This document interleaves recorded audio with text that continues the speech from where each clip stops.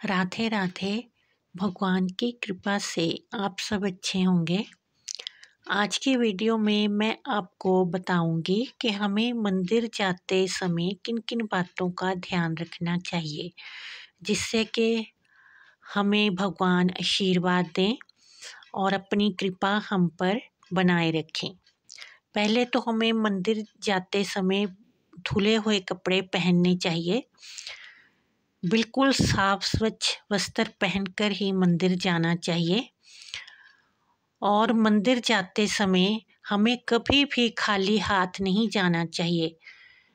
कोई मिष्ठान, फल, कोई ना कोई वस्तु अवश्य भगवान को भेंट चढ़ाने के लिए लेके जानी चाहिए। कहते हैं कि जो मंदिर खाली हाथ जाता है फिर वो खाली हाथ ही वापस आता है।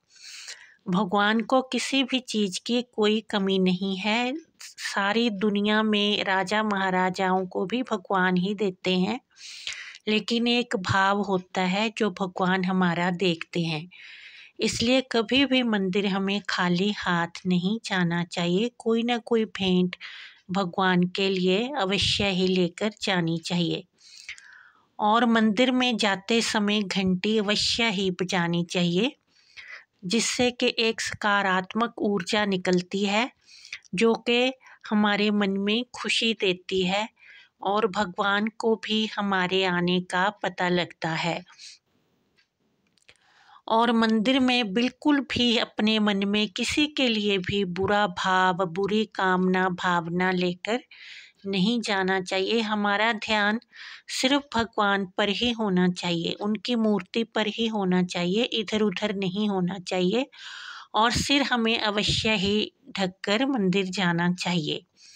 भगवान को पहले तो शुक्रिया करना चाहिए कि तेरा शुक्र है जो तुमने हमें हाथ पाँव दिए हैं, आँखें दी हैं, जो भी तूने हमें दिया है, हमारे पास है, सब तेरा ही दिया है, तेरा शुक्र है।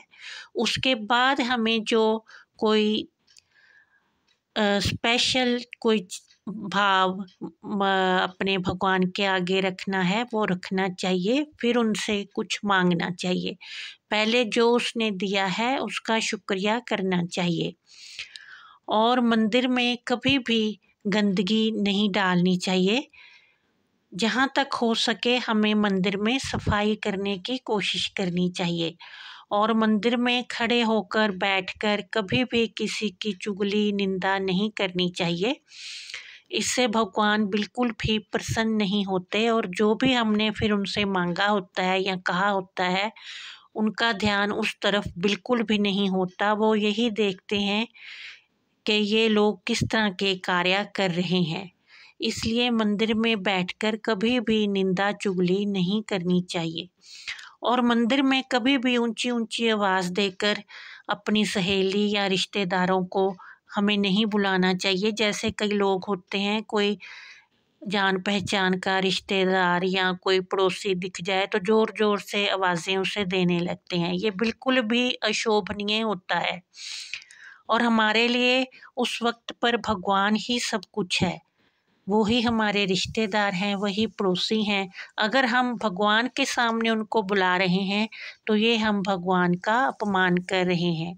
मंदिर से बाहर आकर आप अवश्य ही अपने नाते रिश्तेदार अगर आपको दिखाई देते हैं तो उनसे मिलें, लेकिन मंदिर के अंदर उन्हें ज़ोर ज़ोर से आवाज़ें ना लगाएं।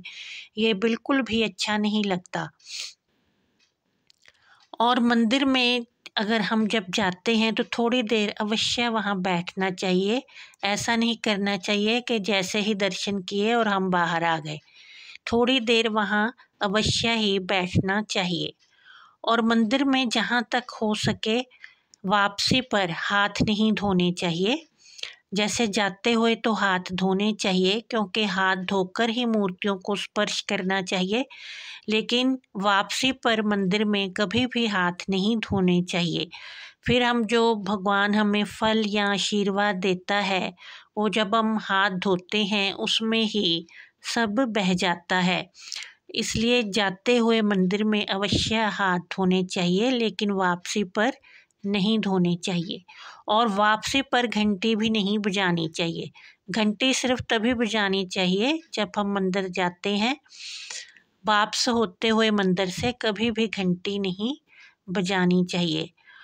और मंदिर में कभी भी किसी से मांग कर कुछ नहीं चढ़ाना चाहिए, क्योंकि भगवान को ये ज़रूरी नहीं है कि हम कुछ चढ़ाएं। अगर आपके पास नहीं है तो कोई बात नहीं, आप हाथ जोड़कर अपने मन के भाव भगवान से प्रकट करें, लेकिन किसी से मांग कर वहाँ कुछ ना चढ़ाएं, उसका फल बिल्कुल भी नहीं मिलता। इन बातों का हमें अवश्य ही ध्यान रखना चाहिए। इस तरह से ये छोटी छोटी बातें हैं जो मंदिर जाते वक्त हमें अवश्य ही ध्यान में रखनी चाहिए, तो हमें भगवान का आशीर्वाद अवश्य ही मिलेगा और भगवान हम पे अपनी कृपा दृष्टि बनाए रखेंगे। आशा है कि ये मेरा वीडियो आपके लिए हेल्पफुल सिद्ध होगा। अगर थोड़ा भी हेल्पफुल सिद्ध हो तो इसे लाइक करें, शेयर करें और चैनल को सब्सक्राइब करें। जय माता दी।